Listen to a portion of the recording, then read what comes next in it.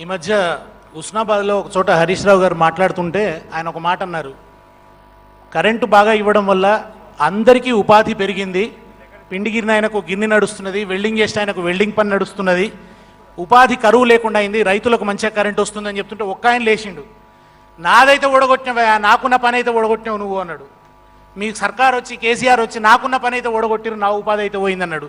నువ్వేం చేస్తావా అని అడిగిండు. అడగంగా ఆయన ఏమన్నాడంటే, ఇదివరకు సర్కార్ కరెంటు మంచి ఇవ్వకపోవు, బాగా మోటార్లు కాలిపోతుండే, నేను వైండింగ్ చేసి బతికేటోండి, మోటార్ వైండింగు. ఇప్పుడు ఏమైపోయిందంటే మీరు కరెంటు మంచిగా ఇస్తున్నారు, ఆ కాలిపోతున్నది లేదు, మేము వైండింగ్ చుట్టాల్సిన పని లేదు, నాకైతే పని లేకుండా అయింది అన్నాడు ఆయన. వెంటనే హరీష్ రావు గారు దగ్గర తీసుకొని, నీకు ఇంకో పని చూపిస్తుంది, ఆ పని పోతే పోయింది, రైతులందరూ బాగుపడ్డారు కదా, నీకు ఇంకో పని చూపిస్తా అని చెప్పిండు. ఇవాళ మోటార్లు కాలిపోయే దుర్గతి, దొంగరాత్రి కరెంట్ వస్తే కాలిపోయిన మోటార్ ఎత్తుకొని మళ్ళీ పట్టణానికి ఎట్లా పోవాలనే బాధ నుంచి రైతు విముక్తుడైండు. అటువంటి ప్రగతిని వాళ్ళ తెలంగాణ సాధించింది. మన ఇంట్లో పండుగ తెచ్చేది గొల్ల కుర్మలే.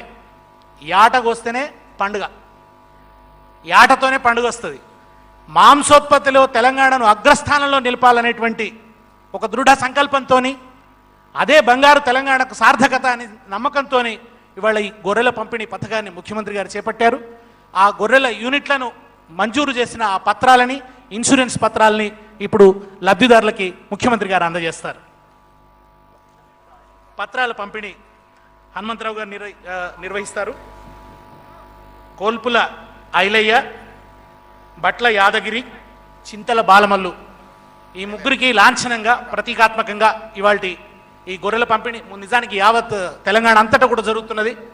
ఇవాళ ఇక్కడ ఈ ముగ్గురికి ఇవ్వడం ద్వారా ముఖ్యమంత్రి గారు ఈ పథకాన్ని ఏ ప్రభుత్వం కూడా మాకు ఏమి చూడలేదు, కాంగ్రెస్ లేదు, టీడీపీ చూడలేదు, మన తెలంగాణ వచ్చింది.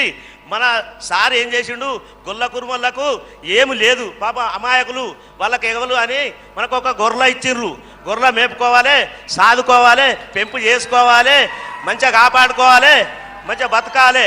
మనకు కూడా సార్ ఏం చేయాలి, ఇప్పుడు మనకు ఒక పరం పోగులుంటే గొర్రెల మేపుకోమని మనకు చూడాలి మన సారు. జై తెలంగాణ, కేసీఆర్ వరిదిల్లాలి. ఐలయ్య నెక్స్ట్ మొన్నటిదాకా మీరు నాయకులు వస్తే గొల్లలకు మీరు అందరు కూడా గొర్రె పిల్లని ఇచ్చిండ్రు లీడర్లకు. లీడర్లకు గొర్రెల పిల్లలు ఇస్తే మిమ్మల్ని మంచిగా చూస్తారనుకున్నారు. కానీ కేసీఆర్ గారు మీరు గొర్రె పిల్లలు ఇచ్చుడు కాదు, మీకే లక్షలాది గొర్రె పిల్లలు ఇస్తా, మంచిగా బతకండి అన్నాడు. నెక్స్ట్ బట్ల యాదగిరి, గొర్రె పిల్లలు ఇవ్వడం కాదు, ఉచితంగా ఇన్సూరెన్స్ కూడా. చింతల బాలమల్లు